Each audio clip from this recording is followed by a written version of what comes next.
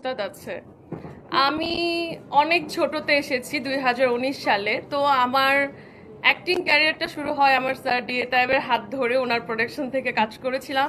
তো তারপরে আমার মনে হতো স্যার আমাকে অনেক সাহস দিত যে তুমি মডেলিং করো, তুমি অনেক ভালো কিছু করবা।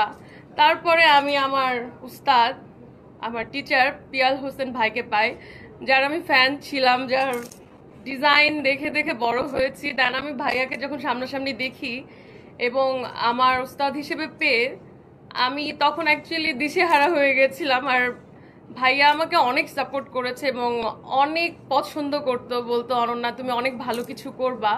তো আমি ভাইয়াকে সবসময় ফলো করতাম, ভাইয়া কিভাবে হাঁটতে বলে, কথা বলতে বলে।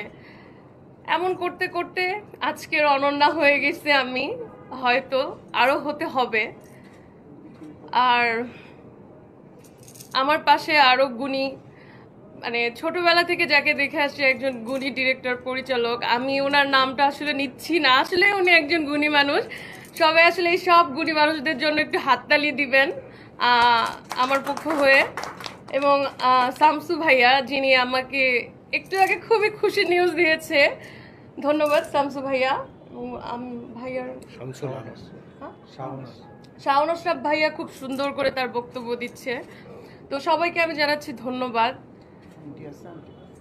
আর আমার পিছনে, আজকের অনন্য হওয়ার পিছনে সব থেকে যার বড় অবদান এবং আমার প্রত্যেকটা ব্যাপারে সাপোর্ট ছিল আমার আম্মু।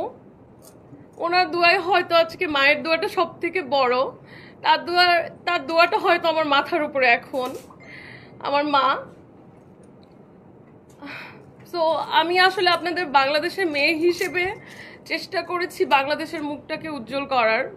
এবং ওখানে অনেক কম্পিটিশন ছিল, আমার পাশে অনেক প্রতিদ্বন্দ্বী ছিল, আমরা লড়াই করছিলাম যে আসলে কে কার থেকে বেস্ট দিব। সবসময় পিয়াল ভাইয়া বলেছে তুমি বেস্ট, তুমি পারবা। আমি চেষ্টা করেছি যে আমার বাংলাদেশে একটা ক্রাউন আনার জন্য, ইন্টারন্যাশনাল ক্রাউন আনার জন্য, এবং ইনশাল্লাহ আমি আপনাদের দোয়ায় সফল হয়েছি। ধন্যবাদ। যাত্রাটা কেমন ছিল একটু বলবেন?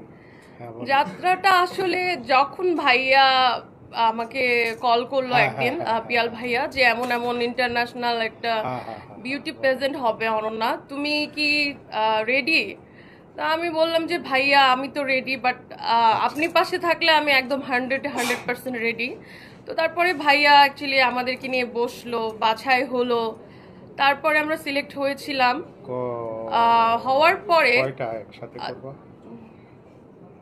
কথাটা বলবো, আচ্ছা, হওয়ার পরে ভাইয়ার সাথে আমি যখন মালয়েশিয়াতে গেলাম, পৌঁছাইলাম, তখন মনে হচ্ছিল একটু কম্পিটিশনটা, বিকজ অনেক দেশ থেকে অনেক মেয়েরা এসেছে, এক একজন সুন্দরী। সো তাদের সাথে আমার হাড্ডাহাড্ডি লড়াই চলছিল, কে কার থেকে আগিয়ে যাবে, প্রিপারেশন চলছিল। আমি একটু নার্ভাস ছিলাম, বাট যখন টিচারের হাতটা মাথায় থাকে যে তুমি পারবা, তুমি বেস্ট, আমাদের বাংলাদেশের হয়ে একটা ক্রাউন নিতে হবে, এবং আমার মনে হচ্ছিল যে ক্রাউনটা আমি যতটুকু নেওয়ার চেষ্টা করছি না, তার থেকে পিয়াল ভাই চাচ্ছিল যে যদি এটা বাই চান্স আমি না নিতে পারতাম, আমার থেকে বেশি কষ্ট হয়তো পিয়াল ভাই পেত, বিকজ তিনি অনেক কষ্ট করেছে। সো তার মধ্যে আমরা তো সবাই, কম্পিটিশন ছিল অনেক। থাকার পরে যেটা হয়েছে, এক একজন এক এক দেশের, সো এক একজন এক এক রকম ছিল, বাট ওখানে সবাই আমার বন্ধু হয়ে গেছে। তো ওখানে ইন্টারন্যাশনাল ট্রেনারও ছিল, তারা ট্রেন করেছে। তো আমি ট্রাই করেছি তাদেরকে ফলো করার এবং তাদের থেকে বেটার করার।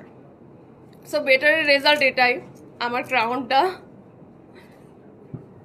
আপনি তো জার্নির কথা বললেন, এবার আপনার যে ক্রাউনটা যখন পরিয়ে দিল, ওই মুহূর্তের অনুভূতিটা কেমন ছিল সেটা শেয়ার করুন। আমার ছোটবেলা থেকে খুবই ভালো লাগতো প্রিন্সেস। তো আমার খুব স্বপ্ন ছিল আমি একদিন, ছোটবেলা থেকে থাকে না একটু, আমার সিনেমা জগৎ খুব পছন্দ আমার ছিল। তো আমি সবসময় বলতাম আমি একদিন ঢাকায় যাব, আমি একদিন কাজ করব, এবং এই বিউটি প্রেজেন্টগুলো আমি দেখতাম, দেখার পর আমার মনে হতো একদিন আমার মাথায় ক্রাউন উঠবে। তা আমি সেই স্বপ্নটা, মনে হয় যে স্বপ্ন দেখলে, চেষ্টা করলে আসলে সেটা সত্যিই হয়। আজকে তার প্রমাণ এটা, যে এটা আমার অনেক কষ্টের ফল এবং এটা আমার একটা স্বপ্ন। আপনার অ্যাম্বিশন কি ছিল? আমার অ্যাম্বিশন ছিল আমি মডেল হব এবং নায়িকা হব।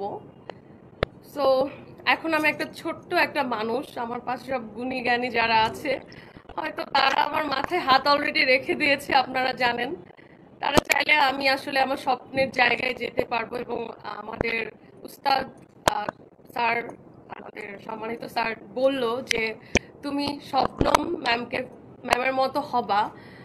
আমি বরাবরই ছোট থেকে ট্রাই করি সবাইকে সম্মান করার, এবং উনি যেটা আমাকে শিখিয়েছে এটাও আমার একটা শিক্ষার অংশ। আমি ওনার থেকে একটা শিক্ষা পেলাম যে বাংলাদেশ চলচ্চিত্রে তোমাকে অনেক ভালো হয়ে থাকতে হবে, যেখানে সবার সাথে মিলেমিশে থাকতে হবে, ব্যবহারটা খুব ইম্পর্ট্যান্ট। সো সবাই দোয়া করবেন আমি যেন আপনাদের একটা ভালো মেয়ে হয়ে থাকতে পারি চলচ্চিত্রে, এবং 8-10টা অ্যাক্ট্রেসদের মতো যেন আমি বাজে আচরণ না করি। আপনি এই উইন হওয়ার পরে কোনো চলচ্চিত্র অভিনয় করার অফার পেয়েছেন? আমি মাতৃত্ব দুটো আসলো দুটো পেলো। এই তো দুটো হয়ে গেল। আচ্ছা নিল আলম ভাই। আপনি এই কাউন্টটা কাকে ডেডিকেট করেছেন? ক্রাউনটা কাকে ডেডিকেট করেছি এইভাবে, আসলে ক্রাউনটা শুধু আমার না, আমার ফুল টিমের বাংলাদেশকে করে দিয়েছি। অ্যান্ড পারলে আমি আমার আম্মুকে করে দিই। একটু আম্মুকে পড়ায় দাও। আমি চাই, সত্যি আমি চাই। কেউ প্রশ্ন করবেন না, সব তো বাম পাশ থেকেই হচ্ছে। আপু, বাংলাদেশের কোন নায়ককে আপনি স্বপ্নের নায়ক বলে মনে করেন? নায়িকা বাদে। নায়িকা নায়ক একদম বাদে। আর কাকে মনে করেন যে তার সাথে কাজ করতে হলে নিজেকে আমার স্বপ্নের জায়গাতে দিতে পারবো? আমার কাছে সবাইকেই গুণী মনে হয়, সুন্দর মনে হয়, কারণ সবাই পরিশ্রম করে আসে। আমি সবার সাথেই কাজ করব। আর এই জার্নিতে আপনার মানে স্বপ্ন পূরণের আগে এরকম কোনো ঘটনা ঘটছে যেটা আপনার স্বপ্ন থেকে দূরে নিতে চাইছেন? আসলে সব জায়গায় পলিটিক্স থাকে, হ্যাঁ পলিটিক্স সব জায়গায় থাকে, বাধা সব জায়গায় থাকে। বাট আমার মনে হয় যে বাধা পথে আসবে, বাট বাধাকে আমি পিছনে ফেলে আমি আজকে অনন্যা এগিয়ে যাব। আমি বাধাকে বাধা মনে করি না কখনো। প্রত্যেকটা অ্যাক্টিং তো আমাদের বাংলাদেশে আসলে ওনার উপর দিয়ে কেউই হয় না, তো ওনার অ্যাক্টিং আমার কাছে অনেক ভালো লাগে। তো আমি চাইলে তার মতো তো কখনোই হতে পারবো না, বাট তাকে ফলো করি। আসলে একজনই শাবনূর থাকবে, 2 পিস কখনো হওয়া সম্ভব না, আমার মনে হয় না। মোটামুটি শেষ হ্যাঁ প্রশ্ন।